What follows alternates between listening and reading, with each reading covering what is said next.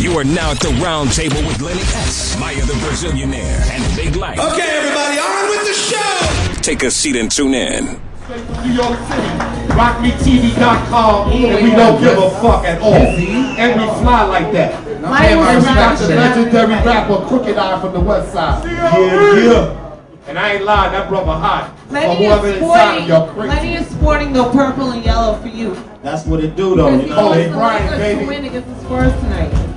Yeah, you know, I just got word we might have took an L, though. You know. Oh no, we lost. So yeah, it's okay. It's okay though. Now it's 2-2. It's 2-1. 2-1. Yeah, it's all good. We gonna let them get one. We don't want to do them that bad. I ain't want them to get done. Me neither. I really wanted to pull the broom out. Did they blow them out or was it close one? Pull the broom out. Yeah, pull the broom out. That's never going to happen against the Spurs. The Spurs are a bunch of robots. All right, man. Even though I'm repping, that's not going to happen. No, okay. I think Tony Parker, Eva Longoria giving Tony too much. so Tony Eva is fucking up Tony Parker's game, so you should be happy. Yeah, do it to him. Fuck it. Keep fucking him. Crooked Eye. Crooked Eye, you're like especially cute. Like I think all the girls need to know exactly where to go to find your MySpace. MySpace.com/Crooked Eye. I with a capital I. You're Crooked Eye, but your teeth are perfectly straight. And my eyes are. And your eyes are straight. Yeah. They're not cross-eyed. They're not crossed. You know what they say about men that have nice teeth? What they say? That their down there is well kept. Keep it below real. Below the belt is well kept. Keep it real. People with clean teeth got clean balls. Exactly. Preach. If you're not flossing your teeth, you're not flossing your balls. I asked you this in New York, though, Maya. What if his teeth was clean? Wow. Then there's a serious contradiction in that. That's a problem. All right, you from LBC or you I'm from the LBC, man. Long Beach. Snoop Dogg. Long Beach, yep. Big homie. Long Beach, California, where the grass is greener. I'm surprised Snoop ain't son. You hot, son. I mean, I do my own thing, man. I don't look toward nobody to, I stand on my own too. Right. You know what I mean? So it's like, I push my independent movement. I'm happy with what I'm doing. I'm successful in my eyes. You know what I mean? From the beginning, man, how'd you get your start in music?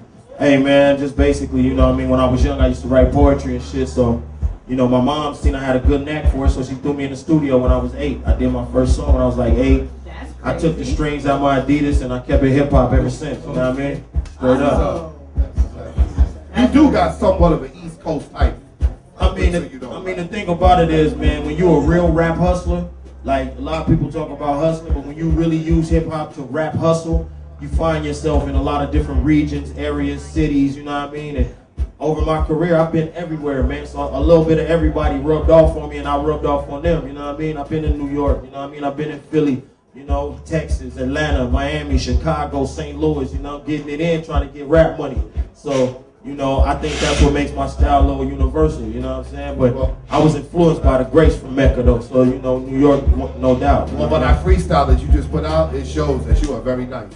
Hey, man, I appreciate that, homie, because, that was some real and shit. And that's from some New York heads, and we're used to, like, little freestyle. Exactly. No, I already know, because when I was out there, they like, yo, Cali, what you got, you know what I mean? Right. So it was like a constant test. I was like, all right, let me show you what I got, you know what I mean? So, that's what I love about New York, because I go out there and the secretary can quote Rakim, you know what I'm talking about? And it's like, out here, it ain't like that, you know what I mean? So they can control the Dalai Mama out here. You feel me? Dalai Mama, not the Dalai Lama. Not the Dalai Lama.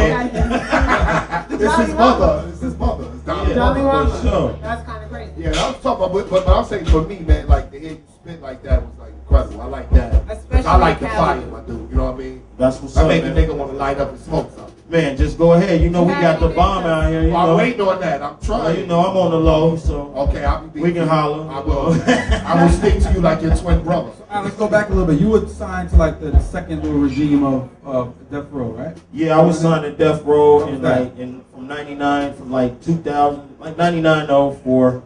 You know what I mean? It was cool because it took me through the school of hard knocks. Right. You know what I mean? And I was, being Suge's sidekick, it had its ups and downs, you know what I mean? I ain't got to mention the downs, but, the ups was, I got to chop it with Leor Cohen. I got to chop it with, Russell Simmons. I got to chop it with Kevin Lyles, L.A. Reid, and I learned a lot about the business. I got my industry IQ up, you know what I mean? Let me ask you a question, though. Was it because of your talent or because they were shook that Suge Knight was going to hang them upside down outside a balcony of I think 20-story hotel? No, I mean, because, there's a lot of gangsters in the industry besides that, you know what I'm saying? I'm saying. That's I don't think it was a ship thing. I think they really respected the legacy because, you know, the man did do what he had to do.